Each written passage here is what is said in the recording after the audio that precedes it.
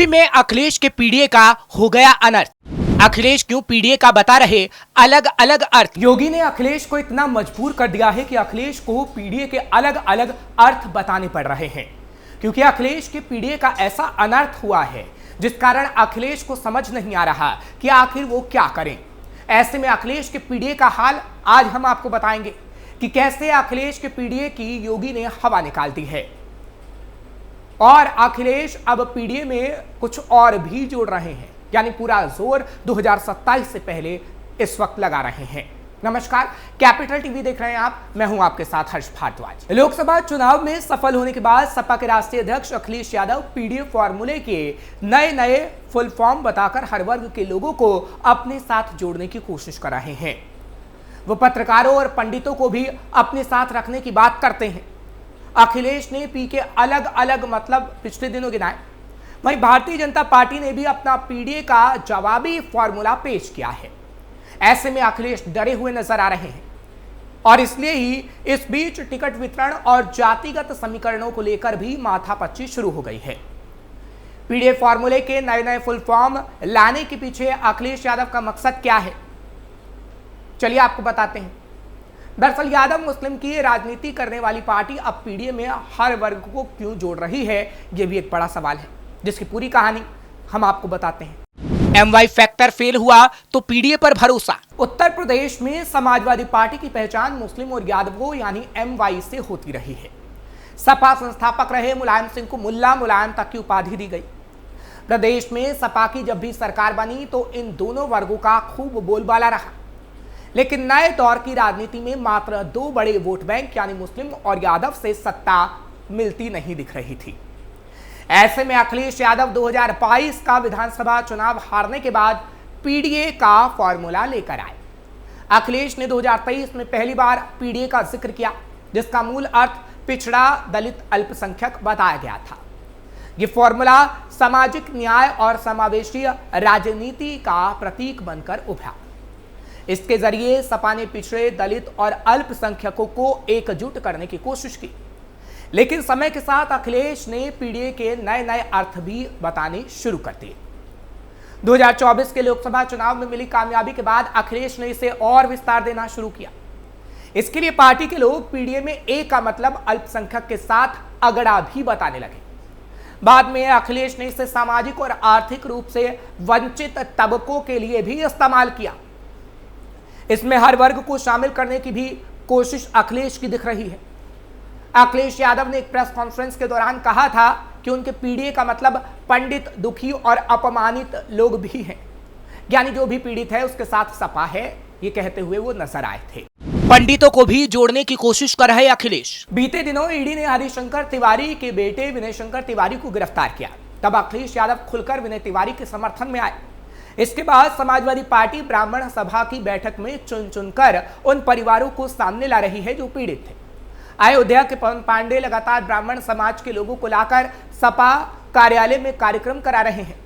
सपा में ब्राह्मण चेहरे के नाम पर पवन पांडे के अलावा विधानसभा में नेता प्रतिपक्ष माता प्रसाद पांडे, सुल्तानपुर के पूर्व विधायक संतोष पांडे जैसे लोग मौजूद हैं। अपनी प्रेस कॉन्फ्रेंस में अखिलेश यादव कह चुके हैं कि पी से पंडित होता है जो पीडीए का हिस्सा है।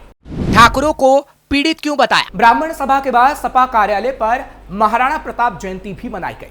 आमतौर पर मुख्यमंत्री की जाति को लेकर अखिलेश यादव लगातार हमला बोलते रहे हैं, लेकिन यहां इकट्ठा हुए ठाकुरों को पीड़ित बताया गया।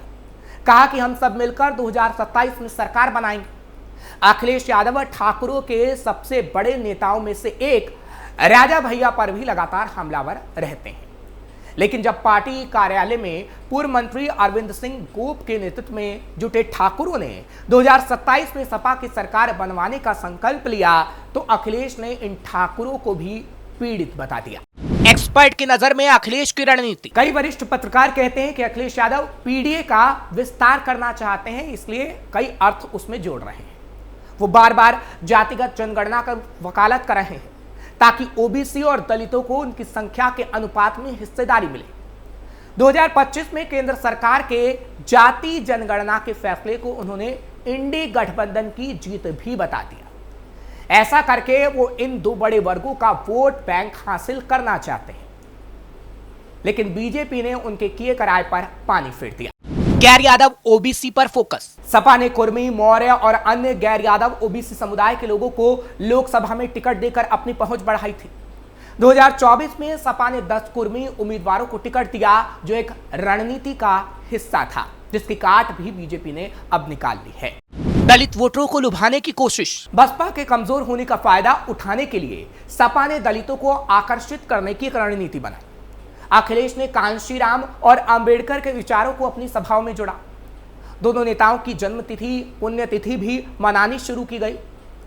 यहां तक कि सपा ने अंबेडकर वाहिनी का गठन तक कर दिया। मुस्लिम वोट भी अखिलेश के लिए जरूरी। यूपी में मुस्लिमों की आबादी 17 से 19% बताई जाती है। यह सपा का पारंपरिक वोट बैंक रहा है। अखिलेश ने इसे बनाए रखने के लिए अल्पसंख्यक मुद्दों को उठाया। हालांकि चुनौतियां भी कम नहीं है। सपा की छवि अभी भी यादव मुस्लिम केंद्रित मानी जाती है। ऐसे में गैर यादव ओबीसी और दलितों को पूरी तरह साथ लाना उनके लिए आसान नहीं। विधानसभा चुनाव 2027 में क्या यादव मुस्लिम टिकट कटेंगे? पीडीए के विस्तार के साथ ये सवाल उठ रहा है कि क्या सपा यादव और मुस्लिम उम्मीदवारों की टिकट कम करेगी? इसके जवाब में राजेंद्र कुमार कहते हैं, 2024 के लोकसभा चुनाव में सपा ने इस दिशा में कदम उठाया था, यानी कई वरिष्ठ पत्रकार कहते हैं। आंकड़ों पर गौर करें तो 2024 लोकसभा चुनाव में सपा ने 62 सीटों पर उम्मीदवार उतारे थे। इनमें केवल 4 मुस्लिम और 5 यादव उम्मीदवार थे।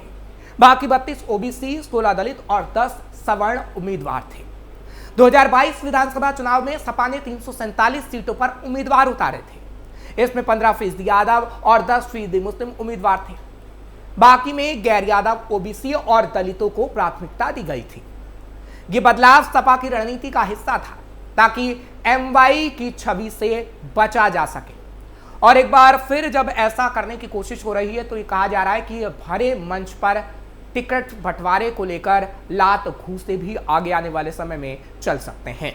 अब किस जाति को ज्यादा टिकट? दरअसल 2024 के बाद सपा की नजर कुर्मी, मौर्य और गैर जाटव दलित समुदायों पर है। कुर्मी समाज यूपी में 9% आबादी है। यही वजह है कि कुर्मी समाज सपा की रणनीति का केंद्र बन गया। 2024 में सपा ने 10 कुर्मी उम्मीदवार उतारे थे। भविष्य में संख्या बढ़ सकती है। इसके पीछे कई वजह हैं। यूपी में बसपा कमजोर हुई है। समाजवादी पार्टी के प्रवक्ता अमीक जामेई कहते हैं, अखिलेश यादव डॉक्टर राम मनोहर लोहिया के उस सिद्धांत पर काम कर रहे हैं जिसमें उन्होंने कहा था कि संसोपा ने बांधी गांठ, पिछड़े पावे 100 में 60। लोहिया ने जब ये नारा दिया था उसमें पिछड़े का मतलब हर वर्ग को जोड़ना था और हर वो कमजोर वर्ग था जो दमन का शिकार था। अखिलेश यादव ऐसे ही लोगों के साथ खड़े हैं। लोहिया के इसी फॉर्मूले को उन्होंने पीडीए का नाम दिया है। वहीं बीजेपी सपा के पीडीए को परिवार डेवलपमेंट अथॉरिटी बता रही है।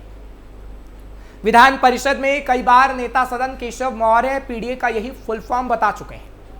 बीजेपी के सहयोगी ओम प्रकाश राजभर, जो पहले सपा के सहयोगी थे, वो भी इसे परिवारवाद से जोड़कर ही बता रहे हैं। अब ऐसे में देखना दिलचस्प होगा कि क्या सपा का पीडीए फॉर्मूला 2027 में जनता स्वीकार करेगी या जाति जनगणना के बहाने बीजेपी का मंडल कमंडल का मिश्रण भारी पड़ेगा।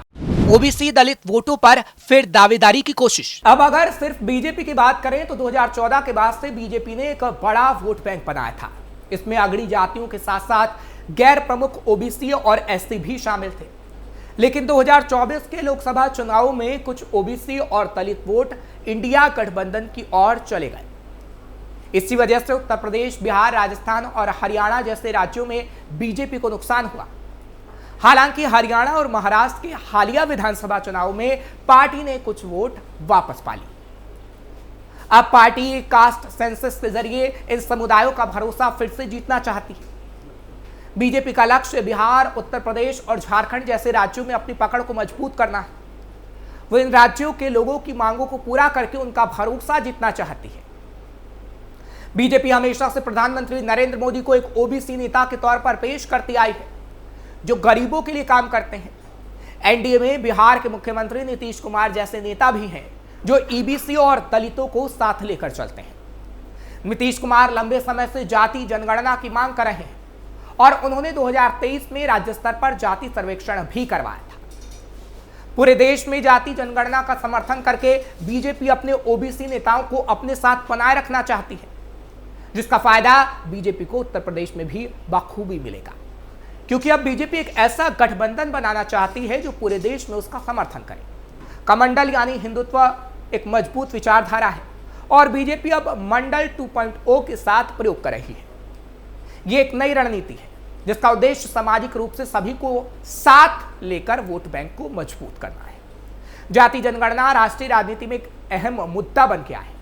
बीजेपी अब इस मामले में सिर्फ दर्शक बनकर नहीं रहना चाहती। इस पहल का समर्थन करके पार्टी यह संदेश देना चाहती है कि वह इस मुद्दे पर आगे बढ़कर काम करना चाहती है। साथ ही ये भी दिखाना चाहती है कि वह भारतीय लोकतंत्र के भविष्य को आकार देने वाली सबसे महत्वपूर्ण बहसों में से एक का नेतृत्व करने के लिए तैयार है, जिसके बाद अब अखिलेश जैसे नेता काफी घबराए हुए हैं, क्योंकि इसके आगे अखिलेश का पीडीएफ फॉर्मूला ध्वस्त हो चुका है और अर्थ का अनर्थ भी हो चुका है। फिलहाल आपको ये खबर कैसी लगी कमेंट सेक्शन में जरूर बताएं। खबर को लाइक शेयर करें, कैपिटल टीवी को सब्सक्राइब जरूर करें।